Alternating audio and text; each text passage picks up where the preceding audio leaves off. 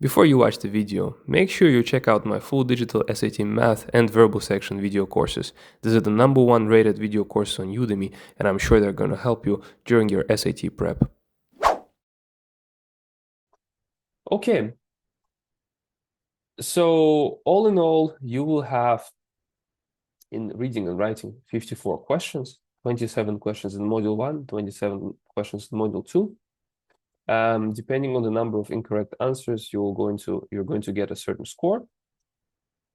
I should note that not each question on the exam is going to have the same weight, okay? Sometimes there are basic questions. They're considered basic because it's not hard to find the answer.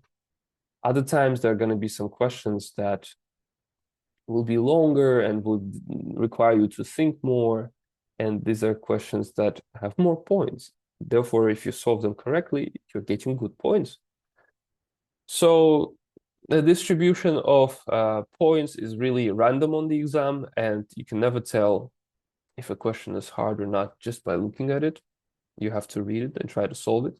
Sometimes easy-looking questions are considered hard because you need to know a specific rule, which is not found randomly anywhere on the internet, just to solve the question.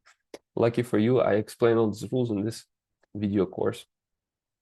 Other times you're going to see a very basic question and you're going to realize, okay, where's the catch? Well, there's no catch, right? There are basic questions because there's a balance between hard and easy questions on the exam. So, as I said, there are two modules. And why did they decide to add two modules? Well, this is because this is a smart exam. And by smart, I mean this exam changes complexity from Module 1 to Module 2, depending on your performance on Module 1. Let's say in Module 1, you solved all of these 27 questions correctly. That means you are familiar with the question types, you have good English skills, because solving all questions correctly on the SAT requires you to know English very well. It requires you to possess academic English skills. And let's say you did that, you solved all questions correctly. It would be unfair if they gave you easy questions in the next module because you have proved to them that you're a good solver, that you are skilled. So what they're going to do is they're going to adjust the complexity of the questions depending on your level. And you're not going to see easier questions on the next module. If anything, you're going to see the same level questions or even a bit harder questions on the second module. On the other hand, if you are a student that wasn't able to solve everything correctly here, let's say you solved half of this correctly and half of this is wrong, that means that your skills are not that good.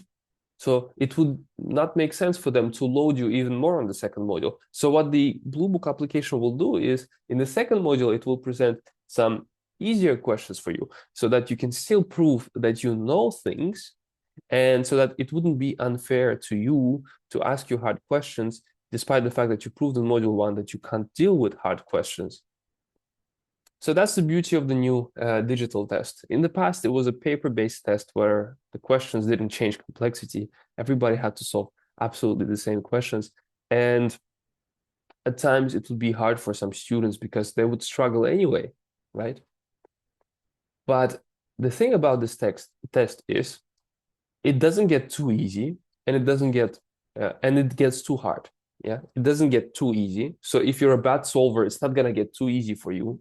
Module 2 is not just suddenly going to become super easy questions so you can succeed in Module 2. No. And it also gets super hard in Module 2 if you're a really good solver. Okay?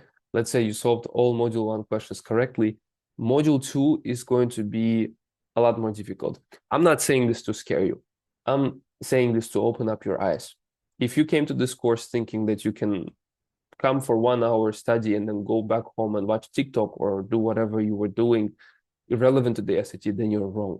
You will have to do a lot. You will have to read, and preferably you will have to read at least 5 books before your next test. You will have to memorize and learn vocabulary and definitions of words that are presented here in the practice tests or during our sessions. That's what you will have to do. You will have to practice, understand mistakes, resolve questions. You will have to strive, okay? So Only this way can we achieve a score above 1,300, to say the least. But then if you want to achieve a score higher, then you have to put even more work than you were putting to achieve 1,300.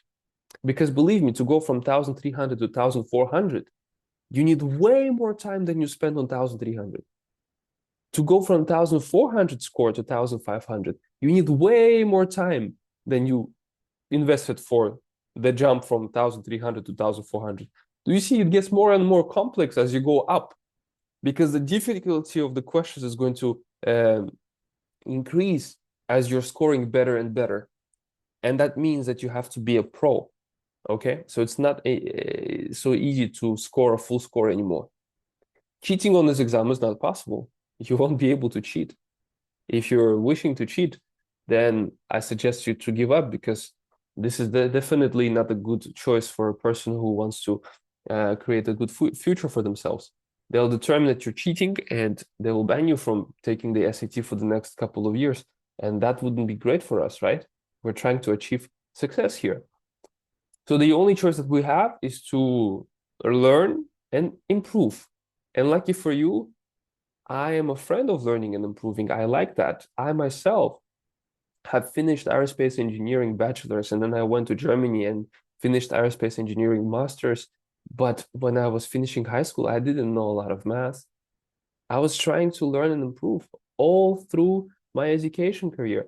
And now that I am teaching, I am still learning and improving. Okay? So I want you to be open for learning and improving. And I want you to always try to take on a harder challenge. Yeah. If we're always dealing with easy things, then we're never going to improve. We need challenges. We need hardship. We need struggle. That makes us stronger. Okay. So when you see something like this is not bad. This is good, because this is going to make you a better solver. All right. With that being said, let us now take a look at the types of questions. So generally speaking, there are over 20 types of questions on the exam. I'll go over questions one by one and show you which ones differ in their type. The first type of question we see here on our screen is a word in context question, where you have to find the missing word in the text by looking at the context and thinking logically. You're going to get around 10 word in context questions on the exam, 5 in module 1, 5 in module 2. But I say around because this is not an exact number. You can get more, you can get less, depends. The words in the choices are going to be academic English words, but not all the time. Sometimes they're just going to be daily English words. However, it is very useful to know complex words. And if you were learning those at school, or if you're just memorizing words every day, then that's to your advantage. Next, you are going to sometimes be asked about what a word in context may mean. So that's finding the synonym of that word in the context. This is a rare situation, but it still comes out. So sometimes you need to read the text, understand the word that's being used in the context, think about other possible words that you could use here, and then look at the answers and find the synonym.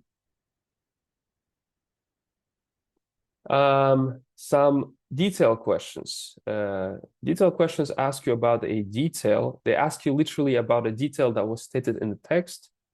This text is about NASA helicopter that's going to fly on Mars. And there was a challenge here building that helicopter because the density of the Mars's atmosphere is way less than the density of Earth's atmosphere. So the helicopter blades have to rotate way faster. And they explain it here. And the question is asking, why would a helicopter built for Earth be unable to fly on Mars? So you have to infer the information in the text and answer depending on that information in the text. The beauty of the SAT questions is that you don't ever have to have any specific knowledge about a subject to be able to answer questions, because everything you need to know is given in the text. The challenge is that you need to understand what's given in the text. And for that, you need to know words. So again, we will be coming back to words. Vocabulary is the most important part of English language, because English is a word-based language. The detailed questions, you're going to get around 4 of those on the exam. Main idea questions. These are questions that ask you about the main idea or the main purpose of the text that you have read. Eliminating wrong choices in such questions is extremely easy because definitely they're going to stand out. Then we have paragraph ending or passage ending questions where you need to end the passage depending on what was written before. Here you just need to understand what was written before and understand what fits the best as a conclusion. Sometimes conclusions are very long, sometimes they're short. When you need to solve questions contextually, you look only at the context, not at grammar, not at punctuation, not at other rules, just at the context. Okay? Then figure questions. You're going to get a figure and a text accompanying that figure. You will either have to complete the text or answer about the figure.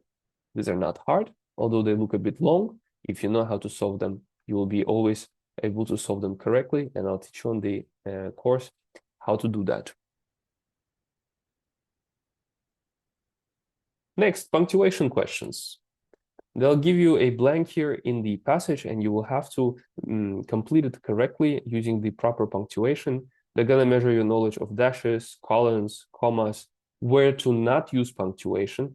They'll also ask you about apostrophe and other punctuations. Next up, English simplicity questions. So do we have to use some words in the text or not? With them, they also ask about punctuation sometimes. Punctuation and English grammar, they go hand in hand. So I explain everything about punctuation and English grammar in the video course for you to know how to deal with such questions on the exam. Of course, we have pronoun and tenses questions. First, we need to understand if we're talking about a singular thing in the text. Is it one person or one thing, was, or is it many, were? And we also need to understand what time this thing is taking place or what's the tenses in this text so that we are able to choose the proper tenses to complete the text.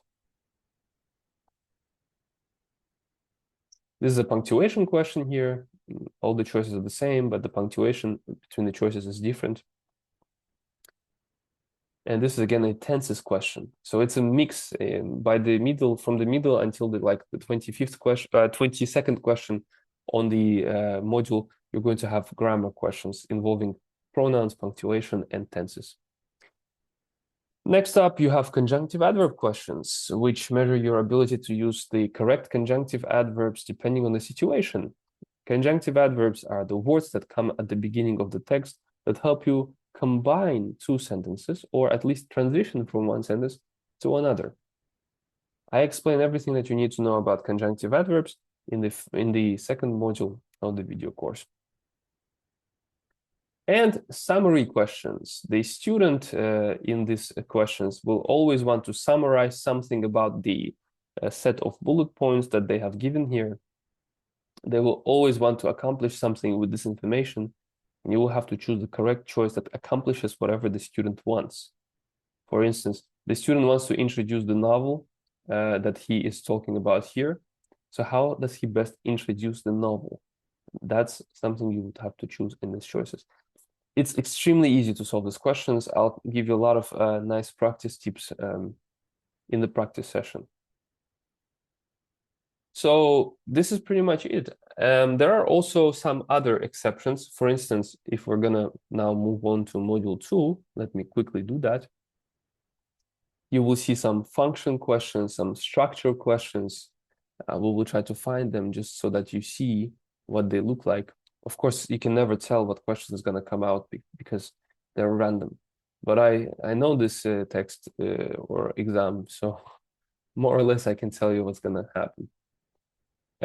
Sometimes you're going to be asked about the function of an underlined sentence in the passage, and that's not as easy as it looks like, but there are, of course, ways of doing this correctly. Choices are going to be similar, but eliminating the choices will also still be easy after watching the course video. They will also ask you to judge some text based on the other text. They'll give you two texts, and there'll be one author in the first text, another author in the second text, and they will ask you to infer something. For instance, they'll ask you, what would the author of text 2 most likely say about text 1? Or what will the author of text 2 say about the word in text 1? Or about an underlined portion of the text in text 1?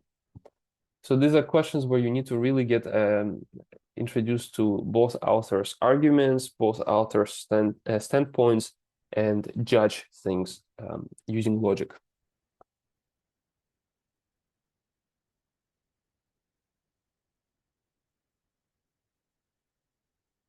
So again, figure question, instead of a figure, you can have a table. Tables are considered data figures as well. And we don't really have a structure question here in this test, but sometimes you get to be asked about the structure of the text. So they give you a text, a complete text. Let's just find the complete text here. I think we could go over to main idea questions. They give a complete text there all the time. So here, and they ask you, what's the overall structure of this text? So where does it go? What are they talking about in every sentence? That's like the structure questions. And this is basically it. I feel like I'm not skipping anything here, but even if I skipped something in this introductory video, I still have it in the video course, so trust me. Overall, yeah, that's pretty much what the SAT questions are all about. So they have set it up such that with these types of questions, they can measure these 4 skills of yours. And overall, as you can see on the exam, it's a lot of reading and a lot of deciding. And to read and decide faster, you'll need some skills. All right, so I'll shortly talk about the skills, and then we're going to conclude this session because that's enough for introduction.